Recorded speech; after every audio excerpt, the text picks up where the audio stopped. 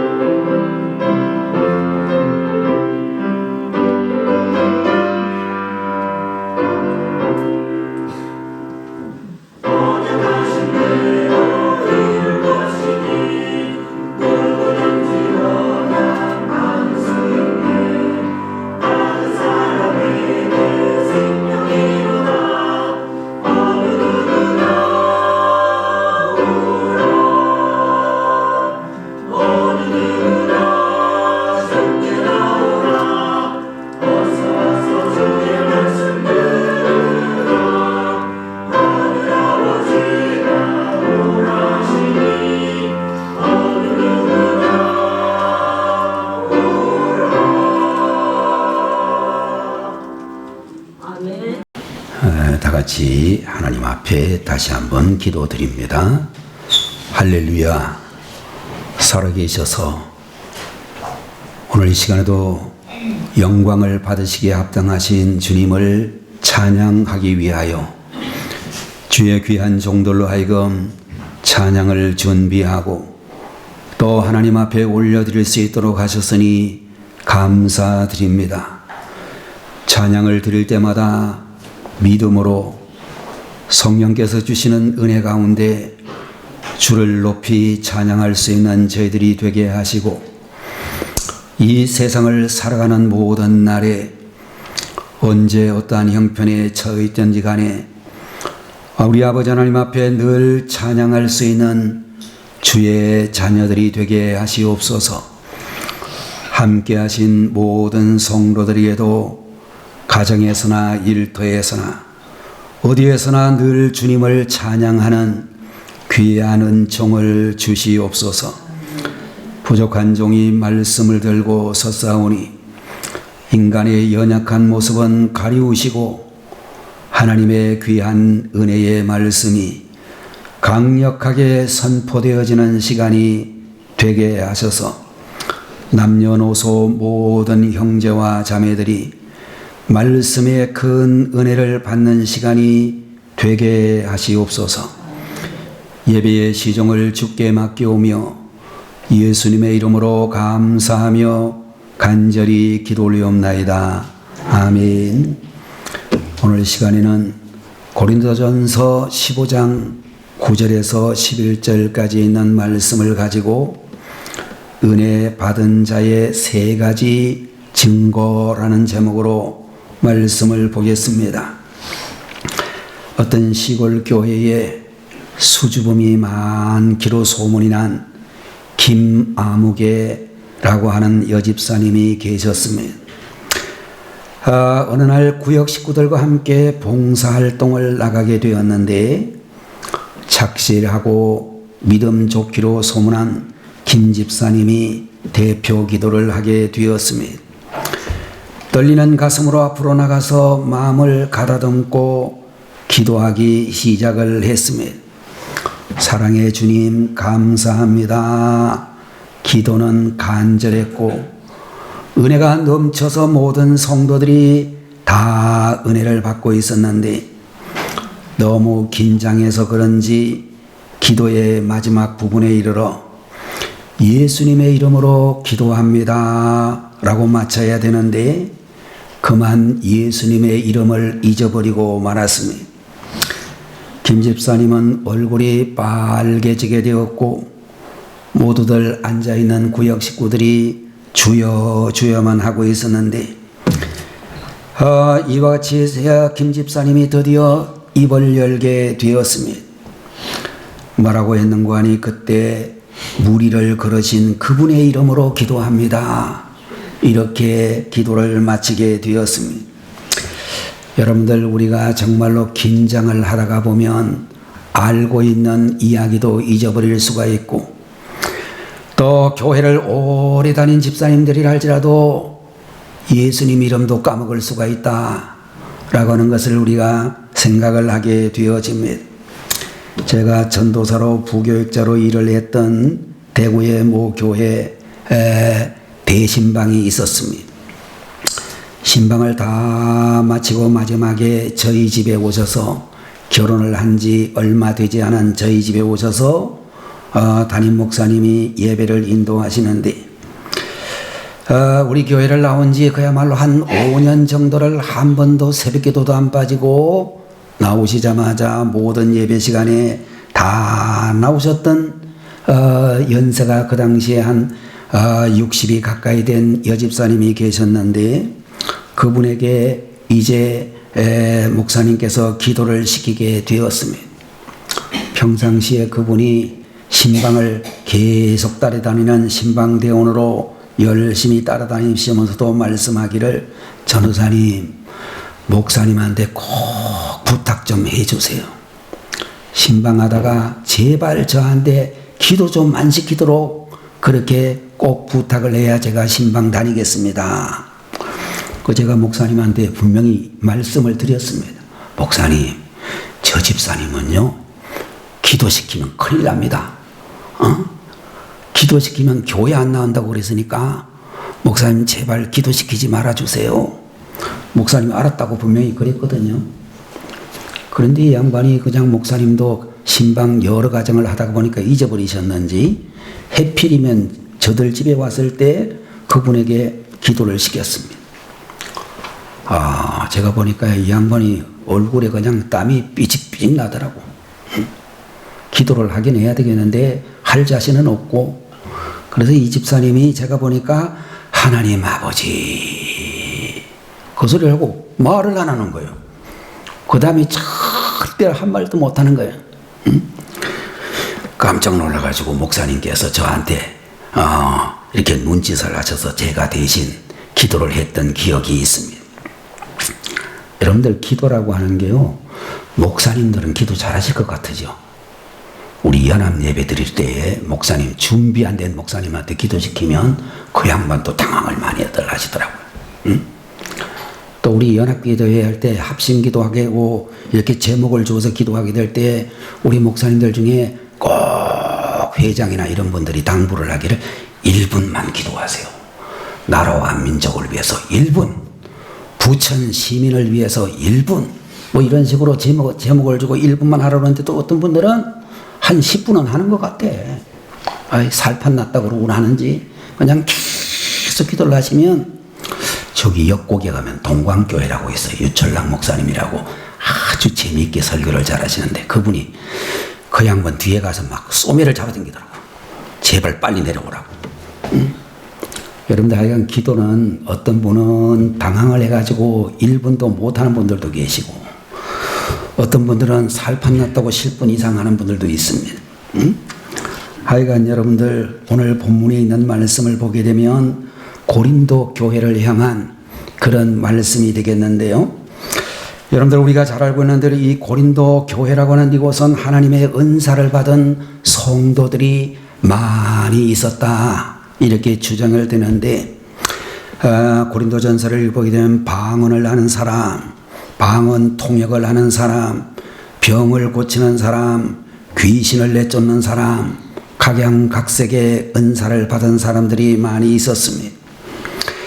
여러분들 은사를 많이 받은 사람들이 많은 교회는 정말로 좋은 교회라고 이야기할 수가 있는데 여러분들 이 고린도 교회는 은사를 받은 많은 사람들이 주를 위해서 충성하지는 않고 자기가 받은 은사를 가지고 높고 낮음을 재고 크고 작음을 자랑하는 그런 교회가 되어 교회가 점점 시끄러워지기 시작을 했습니다. 그래서 이 교회는 바울을 따르는 바울파가 있었고 베드로를 따르는 베드로파가 있었고 또 여러분들 아볼로라는 사람을 따르는 아볼로파가 있었고 이놈 저놈 다 싫다 그러면서 나는 예수파라고 말하는 사람들도 있었다라고 이야기를 하고 있습니다. 여러분들 이 고린도 교회에 대하여 바울 선생은 고린도전서 13장에서 사랑을 이야기하고 있습니다. 그런 말하기를 아무리 방언을 하고 통역의 은사가 있다고 할지라도 사랑이 없으면 아무것도 아니다 이런 말씀을 하시면서 사랑의 은사에 대한 말씀을 하시면서 여러분과 제가 함께 보고 있는 오늘 15장에 와서 말씀하기를 신앙의 고백을 하고 하나님의 은혜를 받은 자로서 나는 이렇게 살아가고 있다 라는 말씀을 해 주시고 있습니다. 자, 여러분들 오늘의 본문에 보면은 나는 사도 중에 가장 작은 자라 나는 하나님의 교회를 박해하였으므로 사도라 칭함받기를 감당하지 못할 자로라 이런 말씀을 해 주시고 있습니다.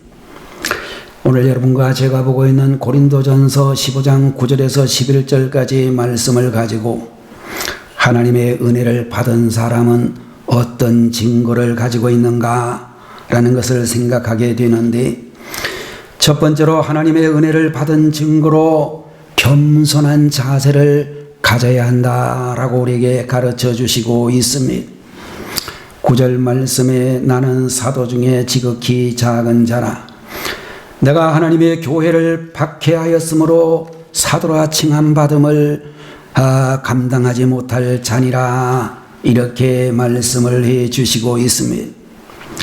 바울 선생은 말씀하기를 지금은 교회의 지도자이고 복음을 전하는 하나님의 일꾼인 사도라고 그렇게 지칭을 하고 있지만 과거에 자기 자신은 교회를 박해하던 죄인이라고 솔직하게 고백을 하면서 겸손하게 하고 있는 것을 볼 수 있습니다. 여러분들 개구리가 올챙이적 생각을 하지 못한다 라고는 속담이 있듯이 과거에 우리가 죄인이었고 지옥 속에 살고 있던 우리의 과거를 그리스도인들이 다 잊어버리고 사는 것은 아닌가 우리 자신을 돌아보면서 겸손으로 무장하는 여러분들이 되셔야 되겠습니다. 어떤 글을 읽어보니 물고기의 지능지수는 0.3밖에 되지 못한다라고 알려져 있습니다. 그래서 바로 옆에 동료가 낚싯바늘에 걸려가지고 발버둥을 치면서 끌려가는 것을 보고도 물고기는 그것을 잊어버린 채 또다시 입질을 계속하는 그런 모습을 보이고 있다라고 하는 것입니다.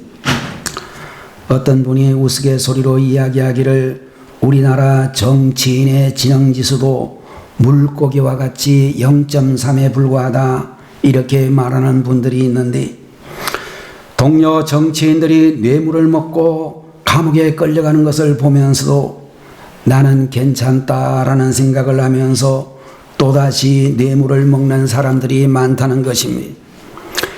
오늘 이 시간 주님 앞에 예배를 올려드리고 있는 우리 성도님들이 우리 자신을 돌아볼 때에 우리의 영적인 지능지수는 얼마나 될 것인가 라는 것을 생각해 봐야만 되겠습니다.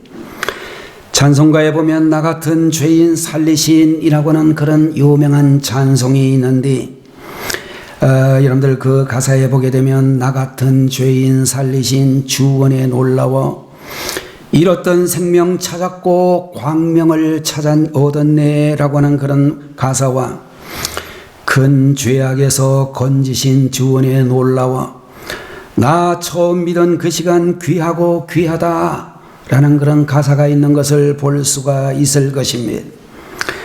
여러분들 이 찬송가 어메이징 그레이스라고 하는 유명한 이 찬송가는 영국에 있는 존 뉴턴이라고 하는 목사님이 작사한 내용이라고 알려져 있는데 이분은 청년 시절 매우 불량하고 방탕스러운 그런 삶을 살아서 아버지께서 아무리 그를 가르치고 책망을 하고 타일러도 전혀 말을 듣지 않았다는 것입니다. 그래서 그 아버지께서는 그를 바르게 고치기 위하여 영국의 해군에다가 입대를 시켰습니다. 하지만 뉴턴은 군대의 엄격하고 규칙적인 생활에 적응을 하지 못하고 탈영을 했다가 체포가 되어져서 실컷 매를 맞고 영창에 갇히기도 했다는 것입니다. 그럼에도 불구하고 전혀 변하지를 않자 화가 난 함장이 그를 아프리카 노예선에 팔아버리는 바람에 15개월 동안 아프리카의 어느 작은 섬에 갇혀서 노예 생활을 비참하게 했다라고 그렇게 알려져 있습니다. 탈출의 기도를 계속하는 가운데 극적으로 영국 무역선에 구조가 되어 영국으로 돌아왔습니다. 노예선에서 잡혀갔던 자신의 경험을 살려서 새로운 사업을 시작했는데 그것은 바로 노예선의 선장이 되는 일이었습니다. 옛날에는 노예처럼 살던 이 사람이 이제는 그 배를 타고 아프리카 해안가를 다니면서 흑인들을 무작위로 잡아다가 팔아넘기는 일을 시작하게 되었습니다. 물론 존 뉴턴이라는 이 사람은 노예 장사를 통해서 돈을 많이 벌게 되었습니다.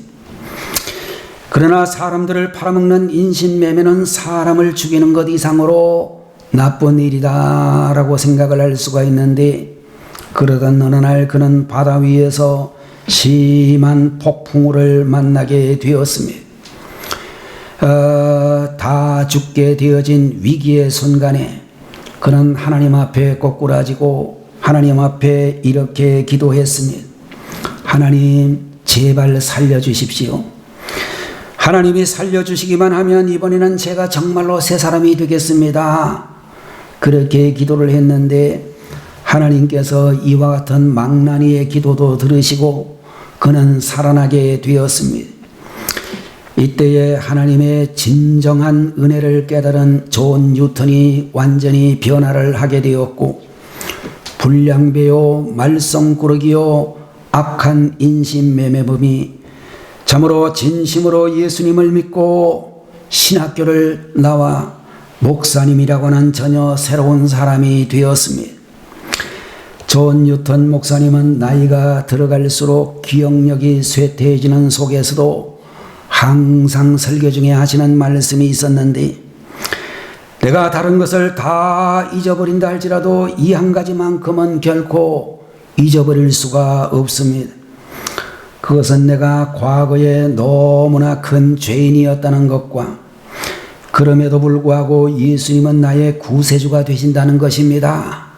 설교 시간마다 뉴턴 목사님은 이렇게 말씀을 하시고 또 그는 설교 시간에 이런 말을 하셨는데 내가 천국에 가게 되면 세 가지 때문에 정말 놀라게 될 것 같습니다 라는 말씀을 하면서 첫 번째로는 그곳에 당연히 있을 것이라고 생각했던 사람이 그곳에 없다는 사실 때문에 놀랄 것이고, 두 번째로는 그곳에 있을 수 없는 사람이라고 생각했는데 와 있는 것을 보고 놀랄 것이며, 마지막으로는 나 같은 죄인이 그곳에 있다는 사실을 보고 놀랄 것 같습니다.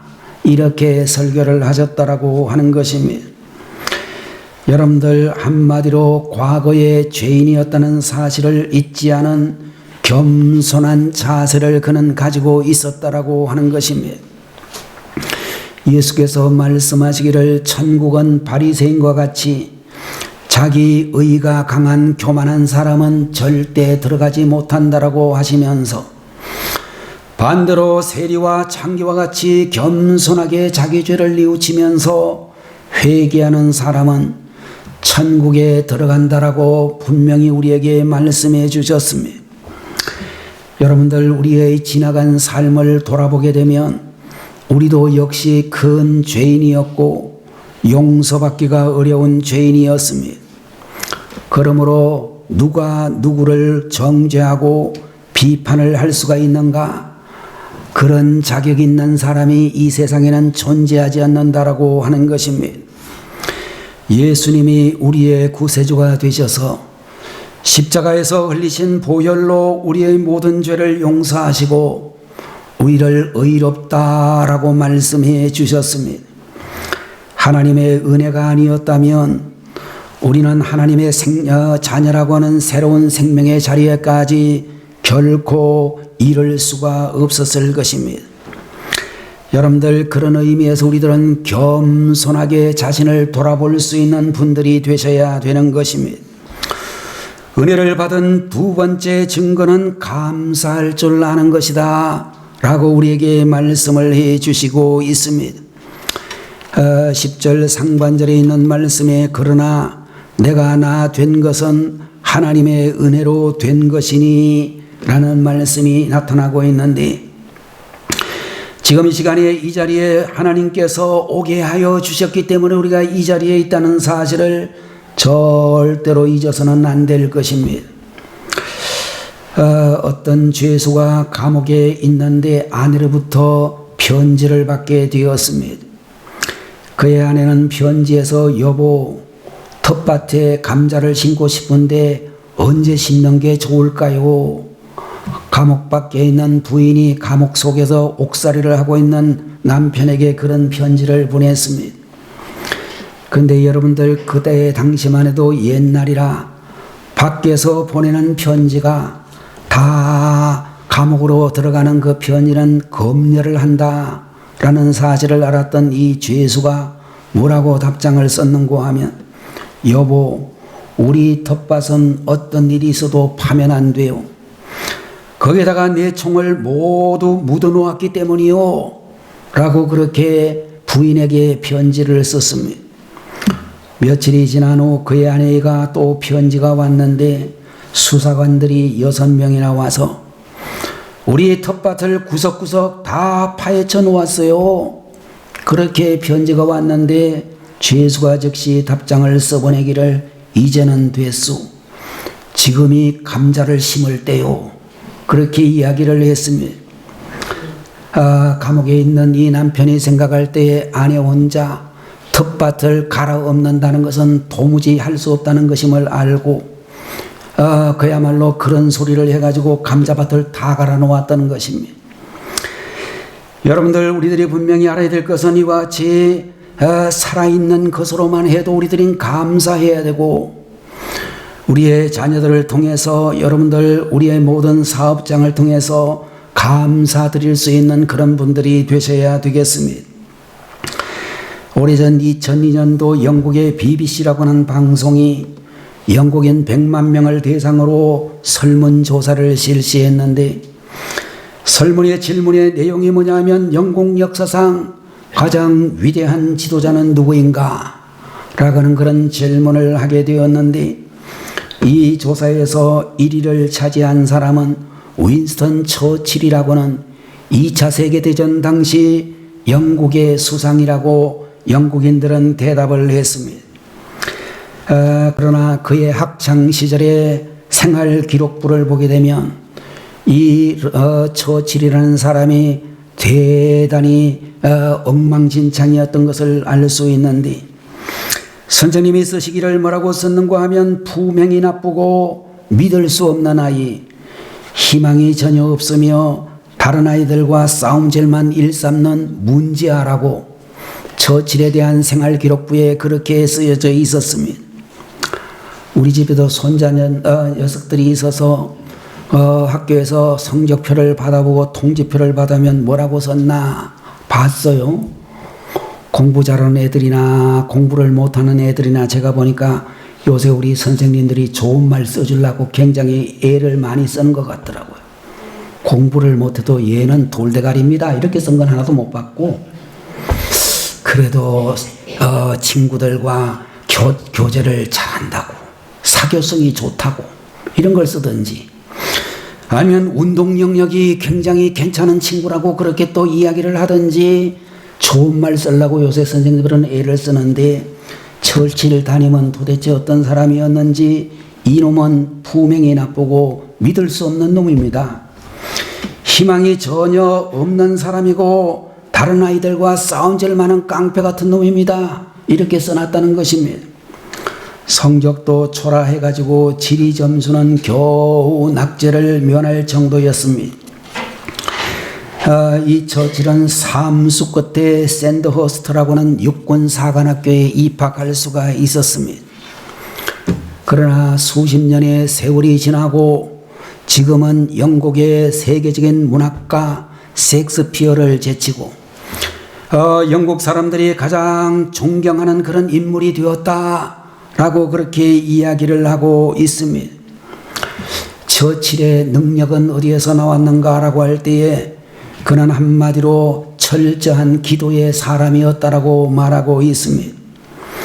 처칠의 회고를 읽어보게 되면 그는 정말로 수많은 사람들로부터 배신을 당한 사람이라고 말하고 있습니다.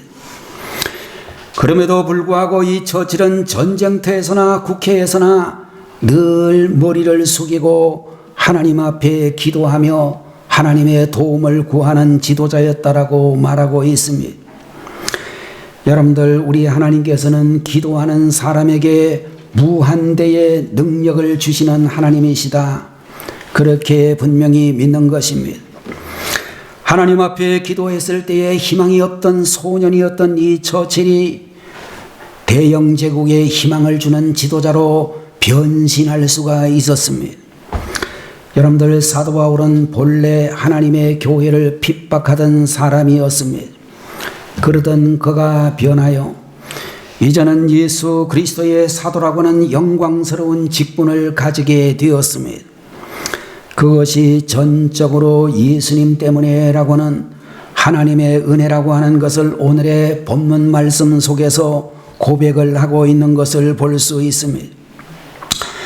이 자리에 계시는 우리 성도님들 중에서 어떤 분들은 안수 집사님이 되시기도 하고 권사님이 되시기도 하고 또 집사님이 되시기도 하고, 여러분들이 섬기는 기관에서 임원으로 활동하고 계시는 분들도 계십니다마는, 여러분들 우리의 과거를 생각하면서 감사드리지 아니할 수가 없는 것입니다. 우리가 잘 알고 있는 우리 한국 초대교회에 훌륭한 지도자들이 많이 계셨는데 신학교 공부는 별로 잘 못했지만 부흥사로서 명성을 떨친 김익두라고 하는 목사님이 계셨습니다. 김익두라고 하는 목사님의 전력을 생각해 보게 되면 그는 요새 말로 이야기하면 조직폭력대의 두목이었습니다. 그러던 그가 하나님의 은혜로 예수님을 믿고 완전히 새로운 사람이 되게 되었는데, 새 사람이 되고 난 다음에 평상시 자기가 괴롭히던 사람을 쫓아다니면서 말하기를, 여러분, 과거에 여러분들을 못 살게 하던 김익두는 죽었습니다. 여기 서 있는 사람은 새롭게 태어난 김익두입니다. 그러므로 여러분들도 저처럼 예수님 믿고 새 사람이 되십시오 라고 권면을 하고 돌아다녔습니다. 하루는 어떤 아주머니께서 김익두 목사님을 한번 시험해보고 싶은 생각이 들어가지고 김익두가 정말로 죽었는지 어디 한번 확인해 봅시다. 그러면서 바가지에다가 찬물을 가득 담아가지고 지나가던 김익두의 얼굴에다가 끼얹어 버렸습니다. 그랬더니 김익두 목사님이 빙그레 웃으시면서 그 아주머니에게 말씀하시기를, 아주머니, 지금도 아주머니가 그 자리에 살아계시는 것이 김익두가 죽었다는 증거가 아닙니까? 라고 그렇게 이야기를 했다는 것입니다. 비난하고 조롱하는 어떤 상황이 닥치더라도 항상 확신에 가득 찬 음성으로 말씀하기를, 여러분, 누구든지 예수 그리스도만 믿으면 저처럼 새로운 사람이 될 수 있습니다. 라고 그렇게 말씀을 하셨다라고 하는 것입니다. 이영표 선수가 개인 홈페이지에다가 이런 글을 올렸습니다. 저의 꿈은 어려서부터 축구 선수가 되는 것이었습니다. 나름대로 고된 훈련과 많은 시련을 겪은 후 이 꿈을 이룰 수가 있었습니다. 경기장에서 골을 넣거나 중요한 경기에서 이겼을 때 저는 짜릿한 기쁨과 즐거움을 느꼈고, 관중의 응원과 엄청난 함성의 자긍심과 성취감을 맛보기도 했습니다. 그러던 어느 날 항상 제 주위에 계셨지만 미처 발견하지 못했던 주님을 알게 되었습니다. 하루하루 자신의 목적만을 위해서 살았던 제가, 주님은 내가 누구인지, 어디로 가야 하는지, 또한 어떻게 살아야 하는지 말씀해 주셨습니다. 주님께서 제게 주신 기쁨과 행복은 그동안 축구를 통해 얻었던 것과는 비교할 수도 없습니다. 하루하루 주님의 사랑 때문에 감사하고 또 감사하며 살고 있습니다. 지금 이 시간에도 주님의 존재를 알지 못한 채 힘들게 살고 있는 분들에게 말하고 싶습니다. 하나님은 살아계시고 여러분들을 사랑하고 계신다는 것입니다.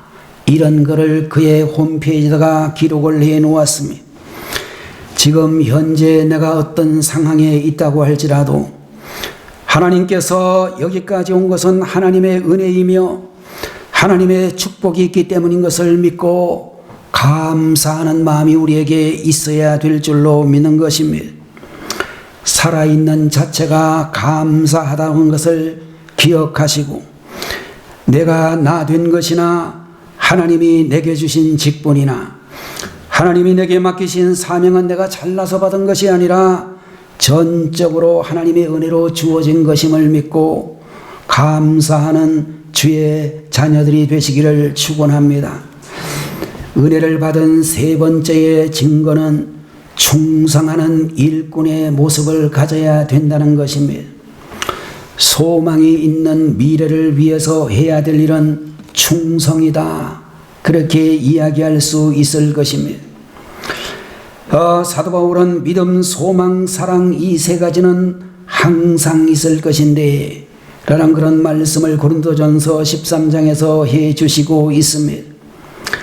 자, 여러분들 과거를 생각할 때의 믿음이요, 오늘을 생각할 때의 사랑이며 미래를 생각할 때의 소망이라고 하는 것이 있는 줄로 믿습니다. 10절 하반절에서 11절의 말씀을 보게 되면 내게 주신 그의 은혜가 헛되지 아니하여 내가 모든 사도보다 더 많이 수고하였으나 내가 아니요 오직 나와 함께 하신 하나님의 은혜로라. 그러므로 내나 저희나 이같이 전파하며 너희도 이같이 믿었느니라. 이렇게 말씀을 해주시고 있습니다.